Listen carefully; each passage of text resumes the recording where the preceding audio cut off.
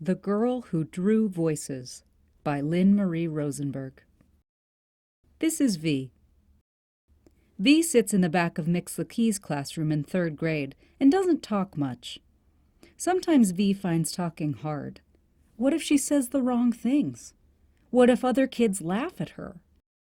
When she does do things wrong, when she makes mistakes in class, sometimes she feels like she'll never be able to do them right. Sometimes she doesn't feel like she looks the way she wants to look. Sometimes she doesn't feel as fast as the other kids. Sometimes she doesn't feel as smart as the other kids. Today is one of those sometimes. She looked around the room thinking, none of these kids feel the way I do. All V could see and hear were the outsides of people. She couldn't see and hear their insides. But the outsides looked so happy, so comfortable. She wished her insides felt that way. Because V has a whole world in her head, inside. And there is something in there she's never told anyone about. There are voices, lurking in the corners and waiting to pounce. She knows they are there, but she doesn't know what they look like, just what they sound like. You're messing up. You don't get as many gold stars as the other kids. You'll be laughed at if you try new things. They can be so loud, it's exhausting. Today in class, Mix Lackey made the announcement V had been dreading all year. Class, on Monday we will have show and tell. Be sure to bring something in you want to show us and tell us about. It's a chance for us to learn something new that came from you. V's voices came alive. You don't have anything to show. You don't have anything to tell. You can't talk in front of the class. After school, V trudged home, listening to the voices and feeling scared and sad. On Friday night, she tried not to think about show and tell. All day Saturday, she tried not to think about show and tell. On a rainy Sunday morning, she tried not to think about show and tell, but it was getting harder and harder as Monday approached. Maybe I could draw for a while before I have to figure it out, she thought. But as soon as she sat down to draw, the voices started shouting from the darkness. You can't draw. You're ignoring your schoolwork. You can't do anything right. They yelled and yelled, but this time, instead of trying to push them away, V decided to try something new. She sat very quietly and let the voices talk as long as they wanted, until they got tired.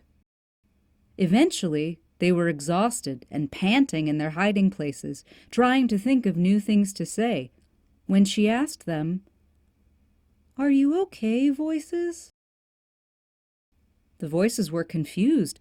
She'd never spoken back to them before. Much to V's surprise, they emerged from the shadows, and slowly as they made their way out, V could see their shapes. They were demons. She could see them clearly, and they were terrifying. They had claws and teeth and pointy ears and razor-sharp scales and angry yellow eyes. One was very small and sneaky.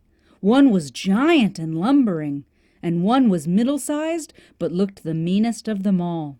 Scared as she was, V took a deep breath and tried again. Hello, demons. I asked, are you okay? You sound like you're in pain. As soon as V asked the question, something magical happened. The vicious demons' pointy ears drooped like puppy ears. Their scales rounded and their eyes softened. Their claws retracted and their mouths closed around their scary teeth. The giant one slumped. The tiny one stopped sneaking.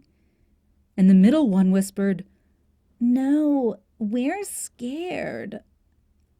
V was fascinated. Well, what are you scared about? She gently asked.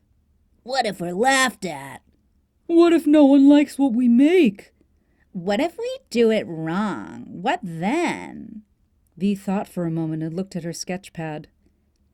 If I'm just making things up, How can there be a wrong? The demons were quiet.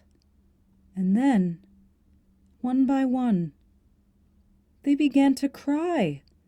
They held one another and wept. Underneath all their anger, all their scales, their claws and pointy ears, they were just sad. We're sad that sometimes people aren't nice.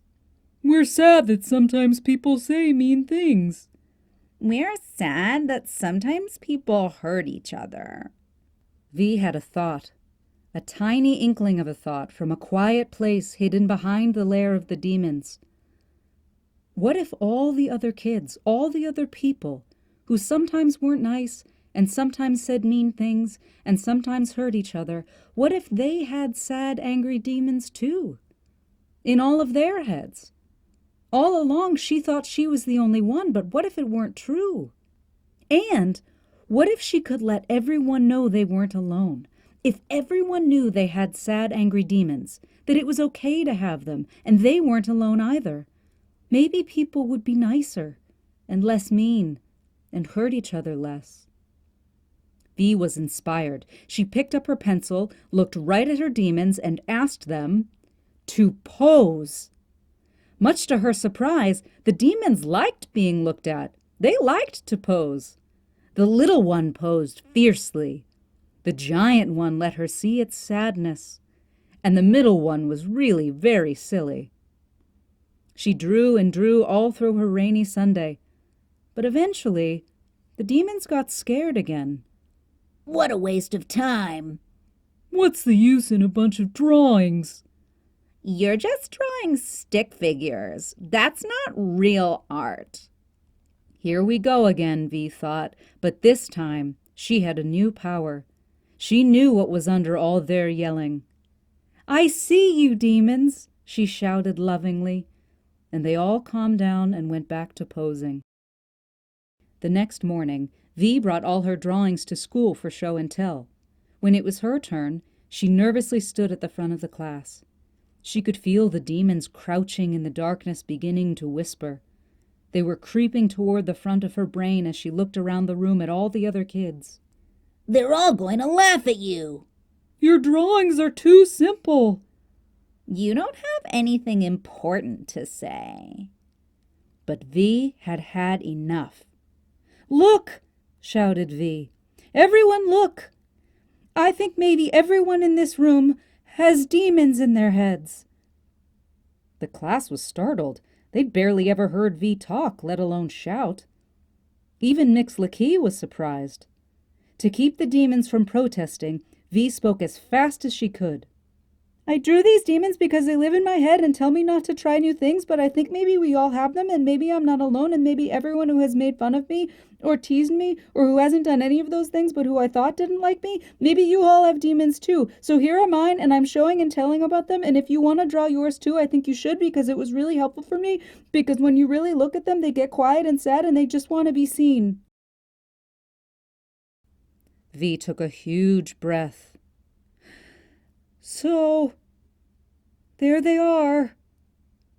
There are my demons. There was silence in the classroom.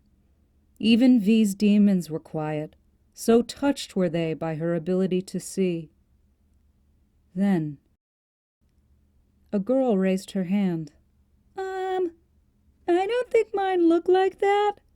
I think mine look like elephants. Another child raised their hand. Is it okay if mine look like monkeys? And another. Mine just look like loud, scary blobs. Until the whole room was gleefully shouting out their demons. Everyone had a demon to share. Suddenly, Mix Lackey stood up and silenced the room. Okay, I think... V was worried she was in trouble. V held her breath. I think mine look like robots. And I think for the rest of today, we should do a little drawing. Mix Lackey passed out pencils and paper. Let's all learn from V. Let's let the demons know we see them, in ourselves and in each other. Thank you, V. I think this is the perfect thing to do today. We definitely learned something new. and it came from you." V walked back to her desk, hugging her drawings to her chest. She didn't see everyone's outsides anymore. As she looked at each desk and saw all the sad, angry demons beginning to appear in all the students' drawings, she smiled. The girl and her demons were not alone. Writing, drawing, editing, and speaking by Lynne Marie Rosenberg.